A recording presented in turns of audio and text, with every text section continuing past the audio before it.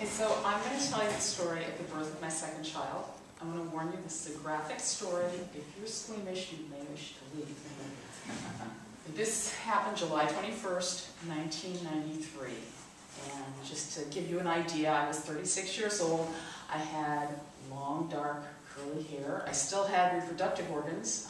I lost those due to cancer last year, which is one of the reasons I've had a lot of trouble telling the story, because I've been in mourning for lost body parts, but I found that the courage to take the class.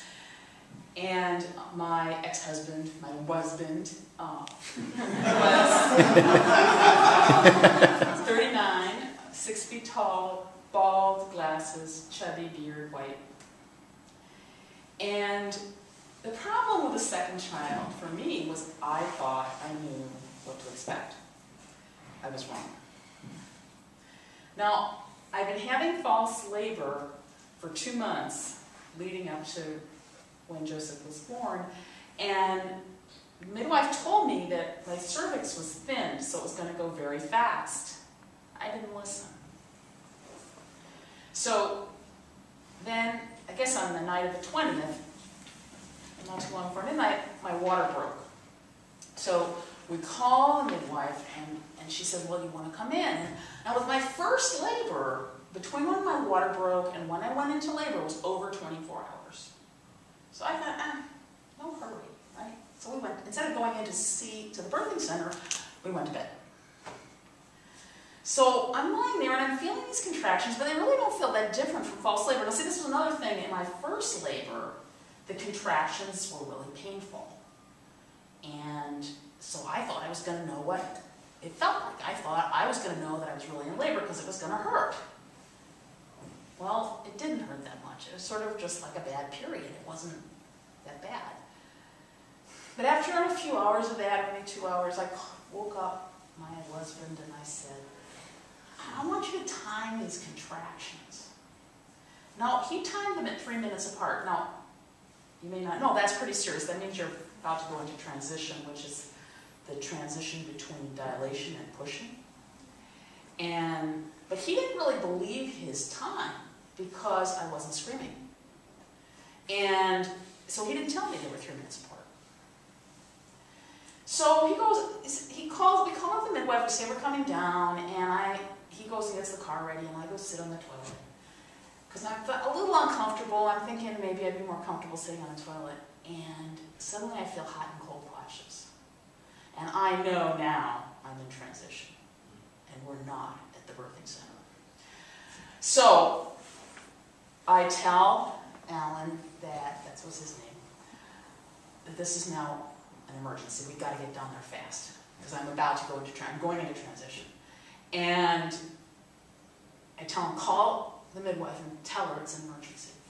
And in the meantime, he somehow got mixed up. The phone number of the midwife was 1-800-4-MIDWIFE.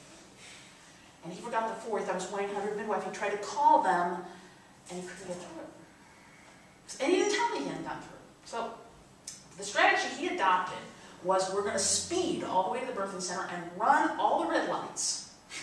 And the police will stop us and they'll help us. Well, that didn't work. There were no police. There's never a cop or need a cop. Right? So we get to about a block away from the birthing center, and I'm like, we got to stop. This baby's coming out. And he said, it's only another minute. Can't you wait?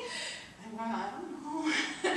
So we drive in, and the birthing center is in an office building, and the building is locked because the midwife didn't know it was urgent. And so we pull up, and there's a canopy with a glass roof in front of the office building. At this point, it's about 2 in the morning. And rushes out around the car. He loses his glasses. He can't see anything. He rushes around to my door, and I get out of the car. And he goes down on one knee in front of me. And I put my hands on his shoulder, and he catches the baby. Oh. And now this is July, but it is the middle of the night. It's about 65 degrees out. I feel the wind on my face. And I suddenly remember that babies can die of cold shock. They need to be warm before they can breathe. Because they still have the umbilical cord, they don't need to breathe for a minute.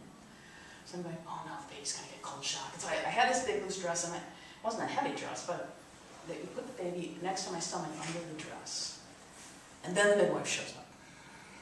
So I'm sitting there, I've got the umbilical cord out there and the placenta inside. And the midwife said, okay, let's walk down to the birthing center. So I start walking, and she goes, well, you might want to take that menstrual pad off from around your legs. I can't even notice it was still there because my water had broken.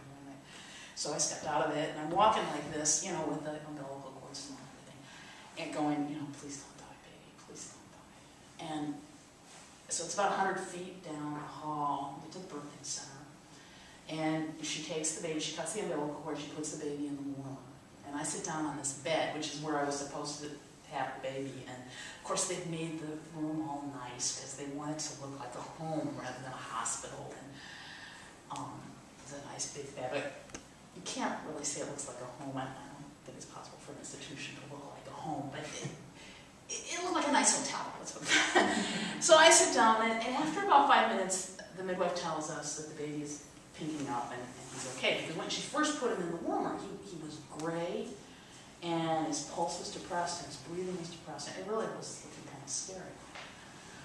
But fortunately, he pinked up, and he was looking better. And so then we, focused our attention on delivering the placenta. Now, after my first child, they had me look at the placenta, and I really wanted to eat it, and because all mammals eat their placenta except for humans. But they kind of talked me out of it.